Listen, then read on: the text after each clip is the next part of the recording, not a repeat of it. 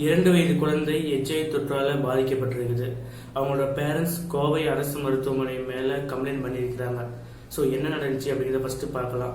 திருச்சியை சேர்ந்த தம்பதிகள். ஸோ அவங்க பேரை பற்றி சரியாக டீட்டெயில் கிடைக்கல. அவங்களுக்கு மார்ச் 6, 2017 அப்போ இரட்டை குழந்தைகள் பிறந்திருக்குது, ஆண் பெண். அதில் பெண் குழந்தை பார்த்தீங்கன்னா பிறக்கும்போது 700 கிராம் எடை இருந்ததுனால இன்குபேட்டரில் வச்சிருந்து 32 நாள் சிகிச்சைக்கு அப்புறம் தான் வீட்டுக்கு அமைச்சிருக்கிறாங்க. ஸோ இப்போ பார்த்தீங்கன்னா அந்த குழந்தையோட பேரண்ட்ஸு திருப்பூரில் ஒர்க் பண்ணிட்டு வராங்க. ஸோ அந்த குழந்தைக்கு 2018 ஜூலை 11 அப்போ உடல்நிலை பாதிக்கப்பட்டு திருப்பூர் அரசு மருத்துவமனையில் அனுமதிக்கிறாங்க. ஸோ திருப்பூர் அரசு மருத்துவமனையில் என்ன சொல்கிறாங்கன்னா, இந்த குழந்தைக்கு வந்து இதய நோய் இருக்குது, ஸோ நீங்கள் கோவை அரசு மருத்துவமனைக்கு கூட்டிகிட்டு போங்க அப்படின்னு சொல்கிறாங்க.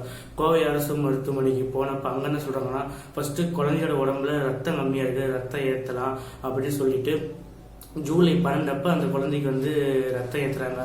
ஸோ இப்போ அந்த குழந்தையோட கண்டிஷன் என்ன பார்த்தீங்கன்னா, எச்ஐவி நோயால் பாதிக்கப்பட்டிருக்குது. ஸோ இதை பற்றி அவங்க அப்பா என்ன சொல்கிறாரு அப்படின்னா, குழந்தைக்கு ரத்தம் ஏற்றிட்டு இருக்கும்போதே பாதியிலே நிறுத்திட்டாங்க. ஏன் அப்படின்னு கேட்டதுக்கு, ஏதோ வயதானோட ரத்தத்தை மாற்றி ஏற்றிட்டோம், அதனால் நாங்கள் ரத்த ஏற்றத்தை நிறுத்திட்டோம் அப்படின்னு சொல்லிட்டு ரத்த ஏற்றத்தை நிறுத்திட்டாங்க. அது மட்டும் இல்லாமல் ஒரு 2 நாள் கழிச்சு சிகிச்சை முடிஞ்சிருச்சு, நீங்கள் வீட்டுக்கு கூட்டிகிட்டு போகலாம் அப்படின்னு சொல்லி அமைச்சிருக்கிறாங்க. ஸோ இப்போ ஜனவரி 8 அப்போ என்ன ஆகிடுதுன்னு பார்த்தீங்கன்னா, அந்த குழந்தைய உடம்புல அங்கங்கே அப்படியே கட்டி ஏற்பட்டிருக்குது. ஸோ உடனே அவங்க கோவை அரசு மருத்துவமனையில் அனுமதித்து அந்த குழந்தையோட ரத்தத்தை டெஸ்ட் பண்ணி பார்த்தோன்னே என்ன தெரிய வருதுன்னா, அந்த குழந்தைக்கு வந்து எச்ஐவி நோய் இருக்குது அப்படின்னு தெரிய வருது. ஸோ உடனே அவங்க அப்பா அம்மா அந்த ஆண் குழந்தைகளுக்கு ரத்தத்தை செக் பண்ணி பார்த்ததுல அவங்களுக்கு எச்ஐவி தொற்று இல்லை அப்படின்னு சொல்லப்படுது. ஸோ இவங்க அந்த குழந்தைக்கு திருச்சி, திருப்பூர், இந்த கோவை, இந்த 3 மருத்துவமனையை தவிர வேற எந்த மருத்துவமனையிலுமே சிகிச்சை பார்க்கல அப்படின்னு சொல்றாரு. ஆனால் ஒரே ஒரு டைம் மட்டும் திருப்பூர் துணை சுகாதார நிலையத்தில் தடுப்பூசி போட்டிருக்கிறதா சொல்லப்படுறாரு. இன்னொரு விஷயம் என்ன சொல்றாருன்னா, இந்த கோவை அரசு மருத்துவமனையில ரத்த ஏற்றனால தான் என்னோட குழந்தைக்கு வந்து எச்ஐவி நோய் வந்திருக்குது அப்படின்னு சொல்றாரு. ஸோ இதை பத்தி அங்க இருக்கிற போலீஸ் ஸ்டேஷன்ல இவர் புகார் தெரிவிச்சுக்காரு. ஆனால் அந்த புகார் வந்து இவங்க அந்த போலீஸ் ஸ்டேஷன்ல ஏற்க மறுத்திருக்கிறாங்க. ஸோ இந்த பிரச்சனையை பத்தி கோவை அரசு மருத்துவமனையோட டீன் என்ன சொல்றாருன்னா, இந்த குழந்தை பிறந்தப்ப 700 கிராம் எடை இருந்ததுனால தீவிர சிகிச்சை பிரிவில் வச்சிருந்து தான் அமைச்சிருக்கிறாங்க. அது மட்டும் இல்லாமல் இந்த குழந்தைக்கு ரத்தம் கொடுத்தவரோட ரத்தத்தை செக் பண்ணி பார்த்தப்போ கூட அதுலேயும் ஹெச்ஐவி இல்லை அப்படின்னு தான் தெரிய வந்திருக்குது. ஸோ எதனால் ஹெச்ஐவி நோய் வந்திருக்கும்னா, இவங்க பல்வேறு மருத்துவமனையில் ட்ரீட்மெண்ட் பார்த்ததுனால தான் ஹெச்ஐவி நோய் வந்திருக்கும், எங்கள் மருத்துவமனையில் பார்த்ததுனால வந்திருக்காது அப்படின்னு அவரால் சொல்லப்படுது. ஸோ இதில் நம்ம யார் மேலே தப்பு இருக்குது, யார் மேலே தப்பு இல்லை அப்படின்னு பார்க்குறதோட, ஒரு 2 வயசு குழந்தை இப்போ தான் குழந்தையே இருக்குது, இந்த உலகத்தை பார்த்துருக்காது. ஸோ இந்த உலகத்தை பார்க்கறதுக்கு முன்னாடி அதோட வாழ்க்கை வந்து பறிபோயிடுச்சு பாருங்க. ஸோ இதை பற்றி நியூஸ் பார்த்தீங்கன்னா எந்த ஒரு நியூஸ் சேனல், நியூஸ் பேப்பரில் கூட அதிகமாக வரல. இந்த நியூஸ் கூட ஒரு குறிப்பிட்ட நியூஸ் பேப்பரில் ஒரு குறிப்பிட்ட பேஜில் வந்துருச்சு. அந்தளவுக்கு அவேர்னஸாக இருக்குது பாருங்கள்.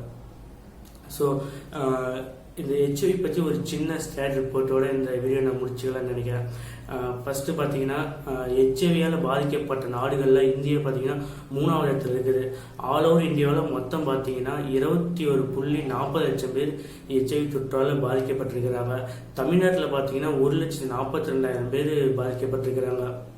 2017-18 தமிழகத்தில் ஒரு குறிப்பிட்ட ஒரு 38,000 பேர்த்துக்கிட்ட ரத்த பரிசோதனை நடத்தியிருக்கிறாங்க. அதில் 8,718 பேர் வந்து ஹெச்ஐவி தொற்றால் பாதிக்கப்பட்டிருக்கிறாங்க.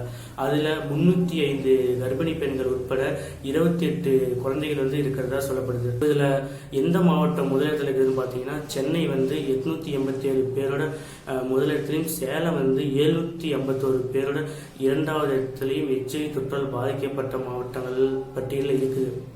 ஸோ இதில் இன்னொரு ரொம்ப ஷாக்கிங்கான விஷயம் என்னன்னா, இந்த ஹெச்ஐவி நோயில் அதிகமாக பாதிக்கப்படுறது யாருன்னா இளைஞர்கள் அப்படின்னு தான் சொல்கிறாங்க. இந்த 2018ஆம் ஆண்டு ஒரு குறிப்பிட்ட ஒரு 7 மாதத்துக்குள்ள மட்டும் 318 பேர் ஹெச்ஐவி நோயால் பாதிக்கப்பட்டிருக்கிறாங்க அப்படின்னு சொல்லப்படுது. ஸோ இந்த ஹெச்ஐவி நோய் வந்து தகாத உறவு, அது மட்டும் இல்லாமல் நம்மளோட சிலரோட கவனக்குறைவினால தான் இது வந்து ஹெச்ஐவி நோய் ஏற்படுறது வந்து அதிகமாக இருக்குது அப்படின்னு சொல்லப்படுது.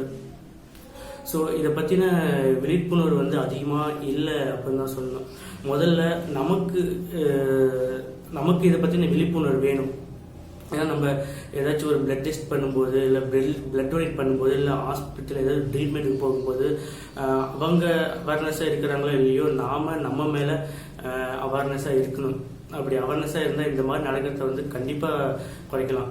ஸோ நாம் அவேர்னஸாக இருக்கிறது மட்டும் இல்லாமல் நமக்கு தெரிஞ்சவங்க, நம்ம சுற்றி இருக்கிறவங்க, அவங்களுக்கு இந்த மாதிரி விஷயத்தை பற்றி ஷேர் பண்ணிக்கலாம். ஸோ நன்றி. மீண்டும் இன்னொரு வீடியோவில் பார்க்கலாம்.